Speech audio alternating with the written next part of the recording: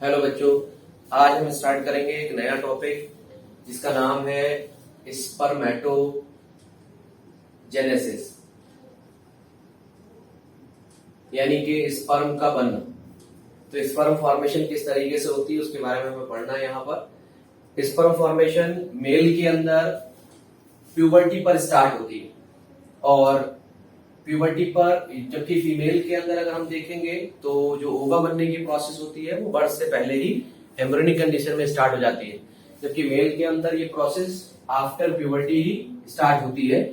और इस प्रोसेस को कंप्लीट करने के लिए 3 स्टेप होते हैं। एक स्टेप कहलाता है मल्टीप्लिकेशन फेज और एक स्टेप कहलाता है ग्रोथ फेज और लास्ट स्टेप कहलाता है मैचुरेशन फेज। तो सबसे पहले अगर हम ह्यूमन के मेल के अंदर टेस्टिस को देखें तो टेस्टिस के अंदर एक ट्यूब्यूल होती है जिनका नाम होता है सेमिनिफेरस ट्यूब्यूल। ये सेमिनिफेरस ट्यूब्यूल बनी होती है 2 तरीके की सेल से। एक सेल होती है क्यूबॉइडल, क्यूब लाइक, उन सेल को बोलते हैं हम लोग जर्मिनल सेल, जबकि दूसरी सेल्स को हम बोलते हैं सर्टोली सेल। तो यहां पर जो मैंने ये बनाई हुई है ब्लैक कलर से, ये है क्यूबॉइडल जर्मिनल सेल, जबकि जो रेड कलर से बना रखी है वो है सर्टोली सेल। तो ये है क्यूबॉइडल जर्मिनल एपिथेलियल सेल। ये 2n होती है, यानी कि डिप्लॉइड होती है। सर्टोली सेल बीच बीच में रहती है, वो भी 2n होती है, लेकिन जब स्पर्मेटोजेनेसिस की प्रोसेस स्टार्ट होती है तो वो जर्मिनल एपिथेलियल सेल के अंदर होती है। सबसे पहले प्यूबर्टी पर ये जर्मिनल एपिथेलियल सेल डिवाइड करती हैं और लार्ज नंबर ऑफ सेल्स बनाती हैं जिनका नाम रखा जाता है स्पर्मेटोगोनिया। स्पर्मेटोगोनिया, ये स्पर्मेटोगोनिया सेल डिप्लॉइड है, इन्हीं को नाम दिया जाता है स्पर्मेटोगोनिया। स्पर्मेटोगोनिया या स्पर्मेटोगोनियम कहा जाता है वो सेल जो बनी है जर्मिनल एपिथेलियल के डिवीजन से। यहां तक की प्रोसेस, यानी कि स्पर्मेटोगोनिया बनने की प्रोसेस को हम लोग बोलते हैं मल्टीप्लिकेशन फेज। तो ये जो स्टार्टिंग का फेज है this is called as multiplication, यानी कि यहां पर डिवीजन हो रहा है। और इसके बाद स्टार्ट होता है ग्रोथ फेज। ग्रोथ फेज में क्या होता है कि ये जो स्पर्मेटोगोनिया सेल है ये साइज में इंक्रीज कर जाती है न्यूट्रिशन गेन करके। इनको हम बोलते हैं प्राइमरी स्पर्मेटोसाइट, यानी प्राइमरी स्पर्मेटोसाइट स्पर्मेटोगोनिया से बनी हुई सेल्स हैं और ये भी डिप्लॉइड होती है, ये भी 2n होती है। इन सेल के ग्रो करने को ग्रोथ फेज कहा जाता है, तो यानी कि सेकंड स्टेप ग्रोथ फेज होगा।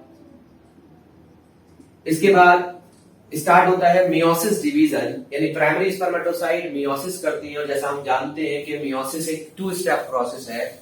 एक स्टेप उसका पहला वाला कहलाता है मियोसिस 1 और दूसरा कहलाता है मियोसिस 2।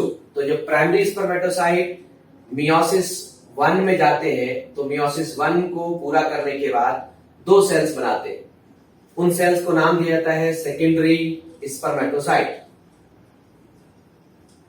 इन सेकेंडरी स्पर्मेटोसाइट क्योंकि मियोसिस 1 के बाद बने हैं इसीलिए हैप्लॉइड होंगे, एन होंगे, क्योंकि मियोसिस 1 के बाद रिडक्शन हो जाता है क्रोमोसोम के नंबर का, इसलिए हैप्लॉइड सेल बनती है। जब मियोसिस 2 कंप्लीट होती है तो मियोसिस 2 कंप्लीट होने पर 4 सेल बनती है और उन सेल को नाम दिया जाता है स्पर्मेटेड। स्पर्मेटेड भी हैप्लॉइड होते हैं क्योंकि मियोसिस 2 से बनी हुई जो सेल्स हैं वो हैप्लॉइड ही होती है। इस तरीके से एक प्राइमरी स्पर्मेटोसाइट से 4 स्पर्मेटेड बनते हैं एक मियोसिस डिवीजन के थ्रू। क्योंकि मियोसिस 2 स्टेप प्रोसेस होती है, मियोसिस 1 मियोसिस 2। तो नीट में आपसे क्वेश्चन पूछ सकता है कि यदि आपके पास 2 प्राइमरी स्पर्मेटोसाइट हो तो कितने स्पर्मेटेड बनेंगे, तो 8 बनेंगे। लेकिन अगर कोई पूछता है कि सेकेंडरी स्पर्मेटोसाइट आपके पास 1 है तो कितने स्पर्मेटेड बनेंगे, तो आप देख रहे हैं यहाँ पर ध्यान से देखिए कि ये जो सेकेंडरी स्पर्मेटोसाइट है वो 2 ही स्पर्मेटेड बना रहा है, क्योंकि प्राइमरी स्पर्मेटोसाइट से सेकेंडरी स्पर्मेटोसाइट बनते हैं 1 से 2 और हर एक सेकेंडरी स्पर्मेटोसाइट से 2-2 क्या बनते हैं, स्पर्मेटेड बनते हैं। इसलिए एक प्राइमरी स्पर्मेटोसाइट 4 स्पर्मेटेड को बनाती है, जबकि एक सेकेंडरी स्पर्मेटोसाइट क्या बनाती है, 2 स्पर्मेटिड को बनाती है। इस प्रोसेस को कहते हैं मैचुरेशन फेज। तो यहां तक का phase is called as maturation phase, यानी थर्ड स्टेज। मैचुरेशन फेज के बाद जो स्पर्मेटिड बने हैं वो स्पर्मेटिड एक प्रोसेस में जाते हैं, उस प्रोसेस का नाम है स्पर्मियोजेनेसिस।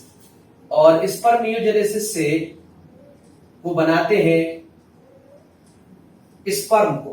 स्पर्म यानी स्पर्मेटोजोआ। स्पर्मेटोजोआ बनते हैं किससे, स्पर्मेटिड से। तो हर एक स्पर्मेटिड स्पर्मेटोजोआ या स्पर्म बनाने का काम करता है। एक स्पर्म और स्पर्मेटिड में बहुत सारे डिफरेंसेस होते हैं, बट एक स्पर्मेटिड से स्पर्म बनने की जो प्रोसेस है या स्पर्मेटोजोआ बनने की जो प्रोसेस है, उस प्रोसेस को कहा जाता है स्पर्मियोजेनेसिस।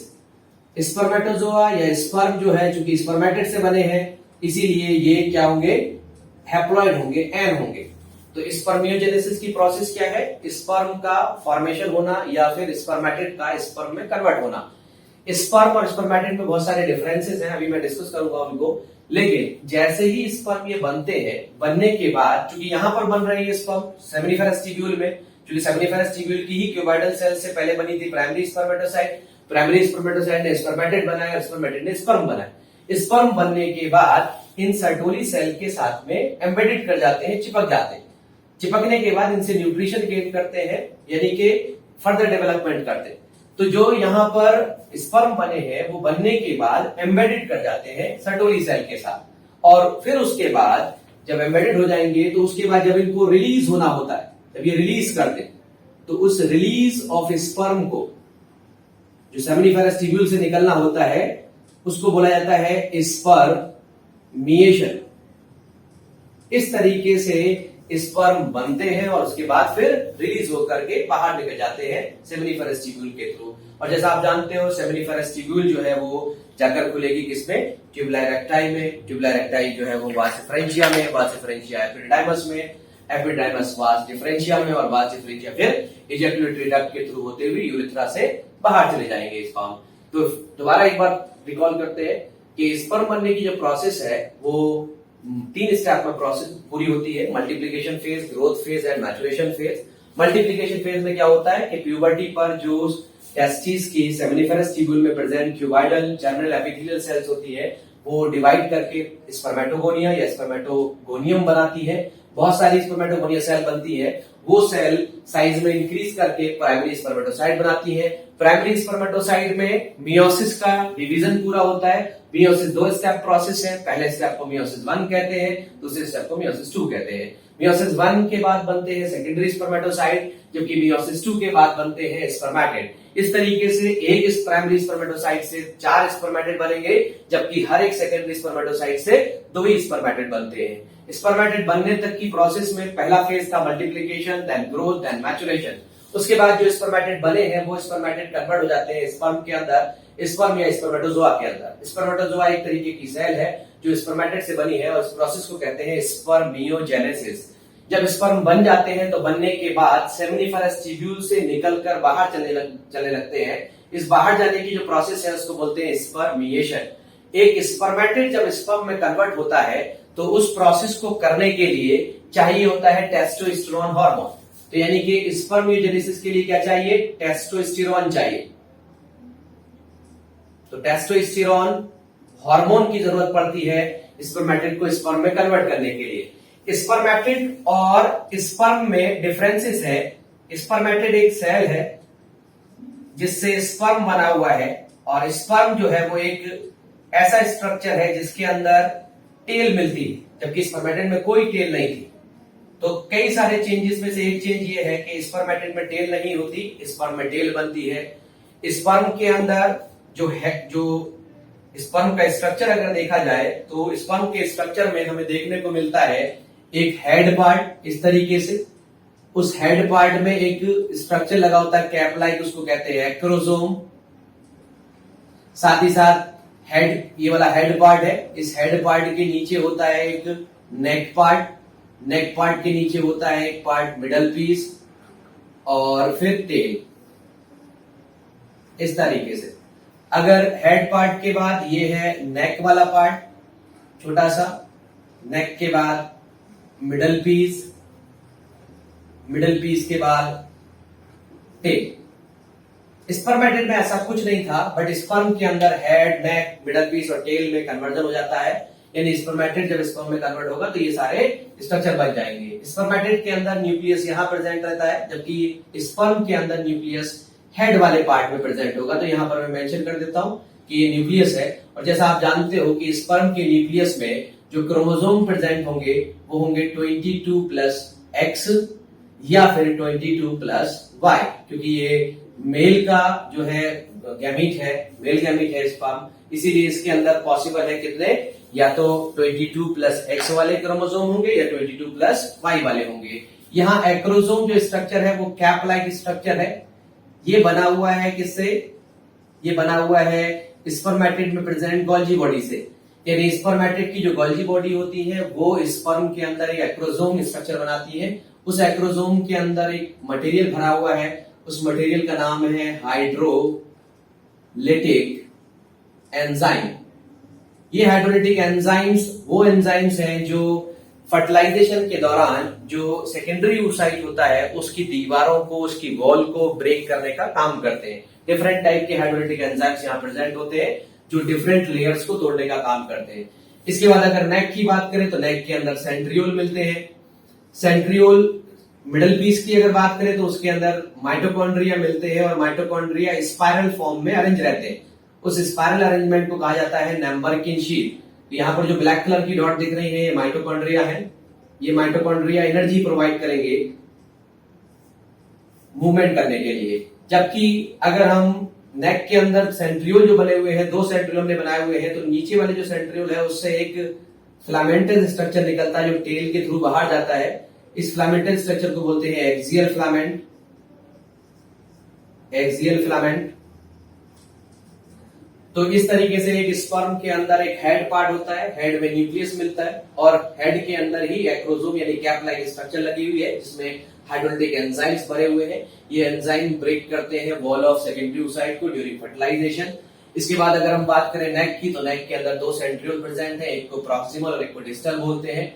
उसके बाद मिडल पीस की अगर बात करें तो मिडल पीस के अंदर बहुत सारे माइटोकॉन्ड्रिया हैं जिनका अरेंजमेंट अगर आप देखोगे तो स्पाइरल अरेंजमेंट है। इस स्पाइरल अरेंजमेंट को कहा जाता है नैम्बरकिन शीट। यहाँ पर लिख देता हूं मैं, इसको कहते हैं नैम्बरकिन शीट। इसके बाद अगर हम देखें तो मैंने बताया जैसे कि डिस्टल सेंट्रियोल से एक फिलामेंटस स्ट्रक्चर निकलता है जिसका नाम है एक्सियल फिलामेंट, वो टेल तक होते हुए बाहर जाता है। इस तरीके से एक स्पर्म जो है वो एक सिंगल सेल है, वो बनता है स्पर्मेटिड से। तो जब कभी भी एक स्पर्मेटिड स्पर्म में कन्वर्ट होगा तो उस प्रोसेस को कहा जाता है स्पर्मियोजेनेसिस, जैसे यहाँ हमने पढ़ा था। और इस कन्वर्जन के दौरान बहुत सारे चेंजेस आते हैं, जैसे कि स्पर्म के अंदर हेड, नेक, मिडल पीस और टेल का बन जाना, दूसरा गोल्जी बॉडी से एक्रोसोम का बन जाना, उसके अलावा न्यूक्लियस का सिर्फ हेड के अंदर कंसंट्रेट होना, सेंट्रियोल का नेक के अंदर प्रेजेंट होना और माइटोकॉन्ड्रिया का स्पाइरल फॉर्म में अरेंज हो जाना सिर्फ मिडल पीस पार्ट के अंदर। और ये स्पाइरल फॉर्म जो है वो कहलाती है नैम्बरकिन शीट। इस तरीके से स्पर्म के फॉर्मेशन को हम स्पर्मेटोजेनेसिस कहते हैं और ये प्रोसेस कंप्लीट होती है प्यूबर्टी के बाद। और इस प्रोसेस में लाखों स्पर्म बनते हैं या मिलियंस ऑफ स्पर्म्स बनते हैं और वो स्पर्म जब रिलीज होते हैं तो उस प्रोसेस को हम स्पर्मिएशन के नाम से जानते हैं। Thank you.